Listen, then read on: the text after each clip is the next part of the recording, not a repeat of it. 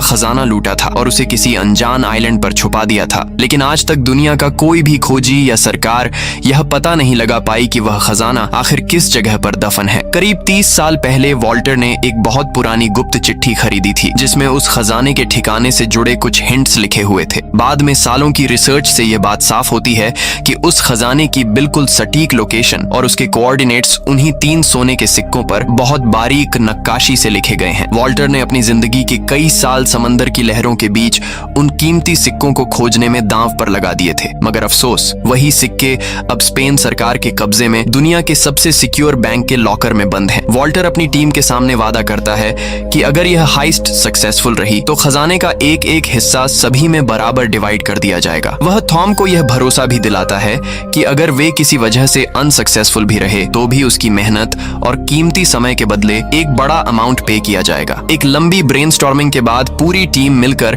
Bank के अंदर घुसने का पहला फुल प्रूफ ब्लूप्रिंट रेडी करती है। प्लान के मुताबिक सबसे पहले वे बैंक का स्टाफ बनकर एक इंडस्ट्रियल क्लीनिंग कंपनी को कॉल करते हैं और उन्हें झूठी इंफॉर्मेशन देते हैं कि बैंक के अलार्म सिस्टम में टेक्निकल फॉल्ट आ गई है, जिसकी वजह से कुछ दिनों के लिए साफ सफाई का काम सस्पेंड किया जा रहा है। इसके तुरंत बाद साइमन और थॉम उसी क्लीनिंग कंपनी के फेक एम्प्लॉई बनकर सीधे बैंक के मेन गेट पर पहुंच जाते हैं। दोनों अपनी एक्टिंग इस कदर परफेक्टली निभाते हैं कि वहां तैनात सिक्योरिटी गार्ड्स को जरा सा भी डाउट नहीं होता। वे बहुत आसानी से सिक्योरिटी चेक क्लियर करके बैंक के इंटरनल एरिया में एंट्री ले लेते हैं। दूसरी तरफ शातिर लॉरेन एक आर्ट एक्सपर्ट का रूप धारण करती है जो एक्सपेंसिव और रेयर पेंटिंग्स की जांच करती है। वह बैंक एडमिनिस्ट्रेशन को यह दिखाने आई है कि वहां रखी हिस्टोरिकल कलाकृतियों को कोई डैमेज तो नहीं पहुंचा है। वह पूरे कॉन्फिडेंस के साथ वहां के चीफ सिक्योरिटी ऑफिसर गुस्तावो से मिलती है। गुस्तावो को उस पर रत्ती भर भी शक नहीं होता क्योंकि लोरेन को पेंटिंग्स और आर्ट वर्ल्ड की गजब की नॉलेज है। इसी बातचीत के दौरान लोरेन बहुत ही स्मार्टली अपना बबल टी कप गुस्तावो के हाथ में थमा देती है ताकि वह चुपके से उसके फिंगरप्रिंट्स कलेक्ट कर सके। उधर अपने सीक्रेट बेस पर बैठा क्लाउस सीसीटीवी कैमरास के जरिए बैंक के अंदर मौजूद अपने साथियों की हर एक मूवमेंट को बारीकी से ट्रैक कर रहा है। वह तुरंत साइमन को एक सीक्रेट सिग्नल भेजता है कि वह बिना किसी की नजर में आए बैंक के वीआईपी टेक्निकल रूम में घुस जाए। साइमन बिना कोई टाइम वेस्ट किए वहां पहुंचता है और अपने साथ लाया हुआ एक जासूसी गैजेट वहां के मेन सिग्नल पोर्ट से अटैच कर देता है। इस मास्टर स्ट्रोक से क्लाउस को बैंक के पूरे सिक्योरिटी ग्रिड का एक्सेस मिल जाता है। इसी बीच